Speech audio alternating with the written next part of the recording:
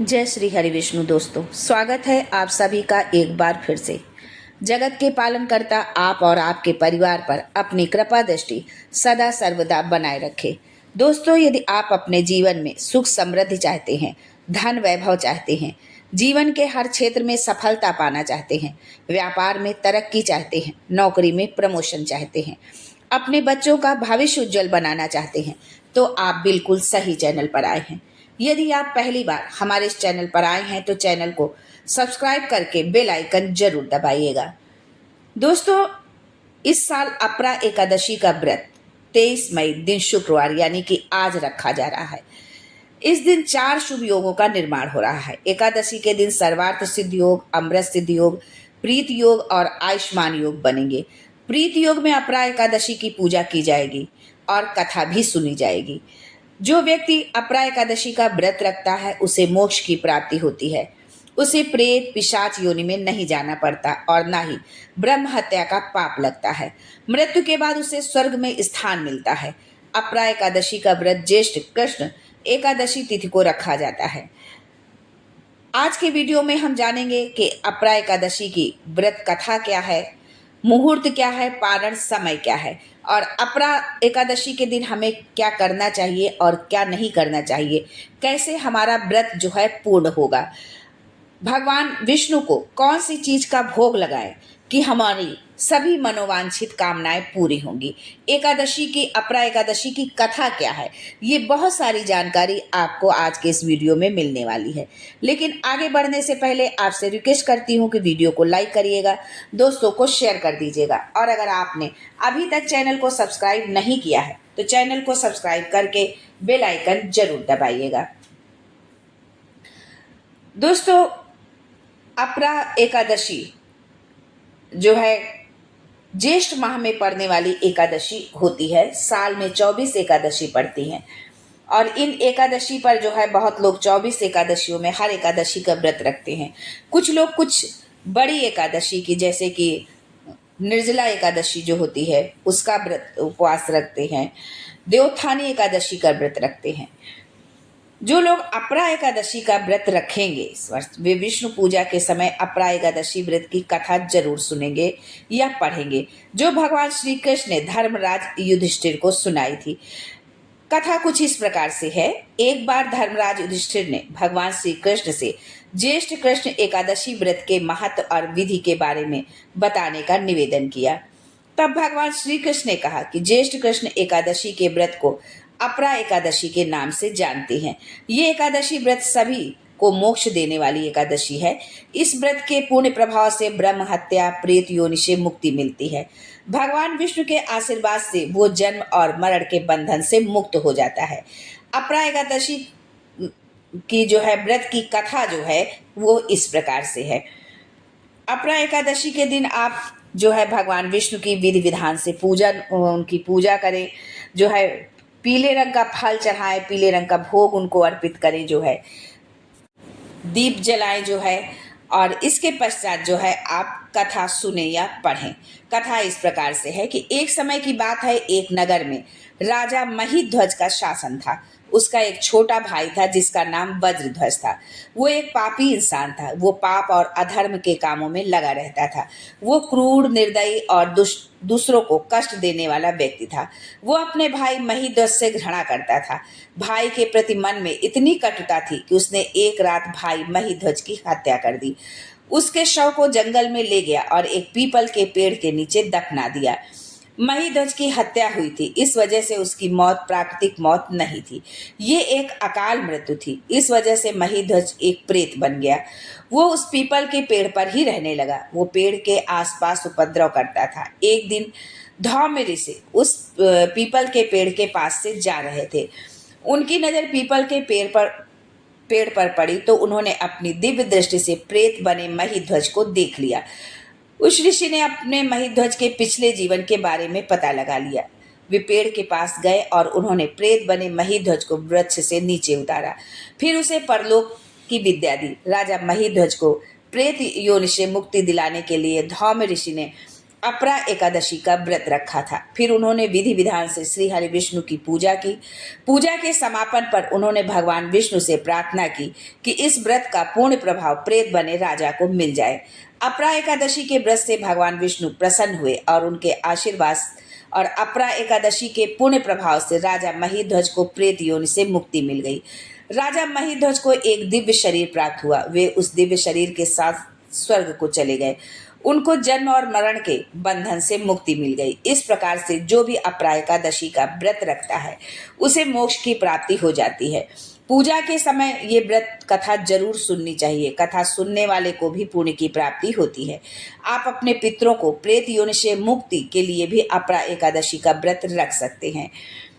ज्येष्ठ कृष्ण एकादशी तिथि की जो शुरुआत है वो 23 मई को 1:12 से जो है ज्येष्ठ कृष्ण एकादशी की तिथि की समाप्ति 23 मई रात 10:29 पर है। सिद्ध योग शाम 4:02 से 24 मई को सुबह 5:26 तक अमृत सिद्ध योग है।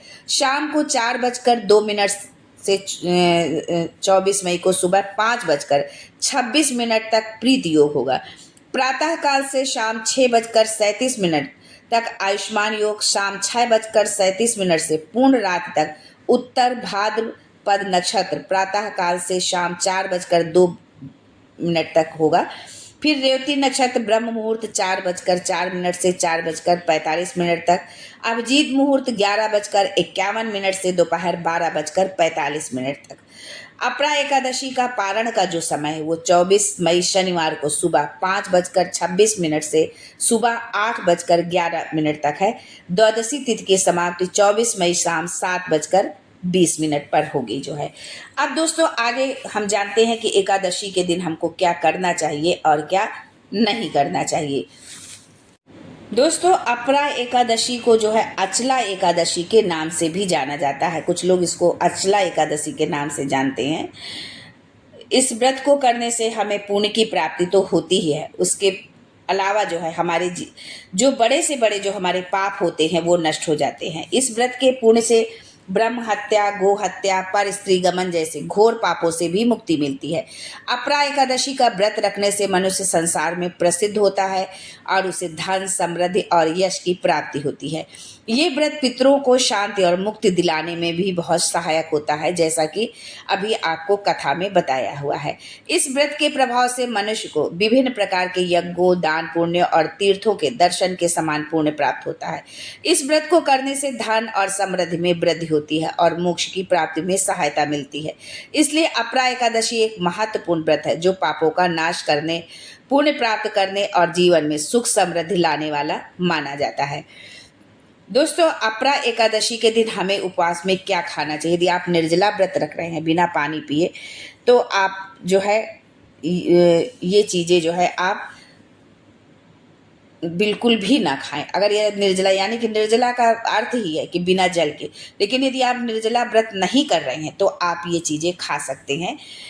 फल है, सभी प्रकार के फल जैसे केला, सेब, संतरा, अंगूर, पपीता, इन सब चीज़ों का आप सेवन कर सकते हैं।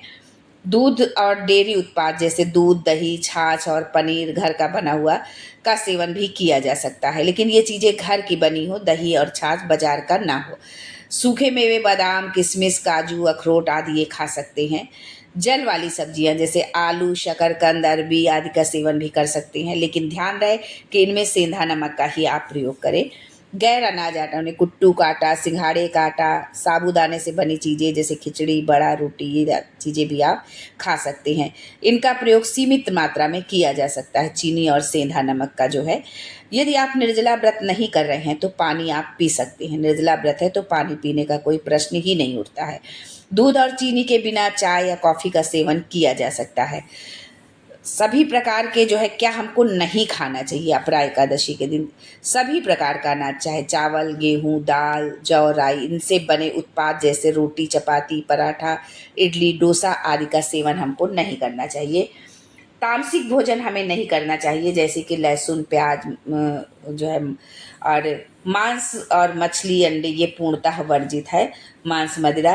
कुछ लोग एकादशी के व्रत में शहद का भी त्याग कर देते हैं, तो यदि आप शहद नहीं खाते हैं आप तो आप ना खाइए, यदि खाते हैं तो खा सकते हैं।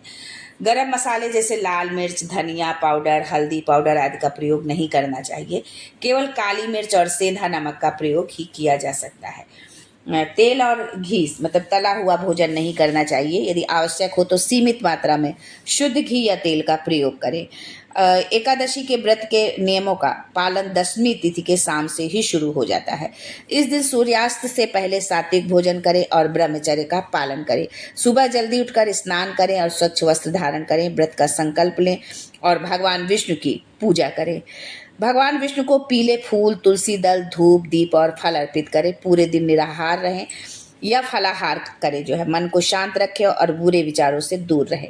भगवान विष्णु के मंत्रों का जप करते रहें, जैसे ओम नमो भगवते वासुदेवाय। रात्र में जागरण करें और भगवान विष्णु के भजन कीर्तन करें। द्वादशी के दिन सुबह स्नान करें और भगवान विष्णु की पूजा करें। किसी गरीब या ब्राह्मण को भोजन कराएं, दान दें। शुभ मुहूर्त में व्रत तोड़ें। आमतौर पर सूर्योदय के बाद निश्चित समय में पारण किया जाता है। जो समय आपको पारण के लिए बताया उस समय में आप व्रत का पारण करें। व्रत तोड़ने के लिए सबसे पहले तुलसी दल और चरणामृत ग्रहण करें, उसके बाद सात्विक भोजन आप करें। यानी व्रत से पहले भी आपको सात्विक भोजन करना है और व्रत के बाद भी, जब व्रत आप खोलते हैं उसके बाद भी आपको सात्विक भोजन करना है। चलिए अब जान लेते हैं कि कौन सा भोग भगवान विष्णु को अर्पित करना चाहिए हमको, किस भोग के लगाने से भगवान विष्णु जो है प्रसन्न होते हैं। दोस्तों, भगवान विष्णु को तुलसी दल अत्यंत प्रिय है। किसी भी पूजा या भोग में तुलसी दल का प्रयोग अवश्य करना चाहिए। अपरा एकादशी के दिन भगवान विष्णु को तुलसी दल आप जरूर अर्पित करें, उनकी विशेष कृपा प्राप्त होती है। तुलसी के बिना भगवान विष्णु का भोग जो है अधूरा माना जाता है। फल हमेशा से ही पूजा पाठ में महत्वपूर्ण माने जाते हैं। अपरा एकादशी के दिन भगवान विष्णु को ताजे और मीठे फलों का भोग लगाना शुभ माना जाता है। आप केला, आम, अनार, सेब या अपनी पसंद का कोई भी मौसमी फल उनको अर्पित कर सकते हैं। ऐसा करने से भगवान विष्णु प्रसन्न होते हैं और भक्तों पर अपनी कृपा बरसाते हैं।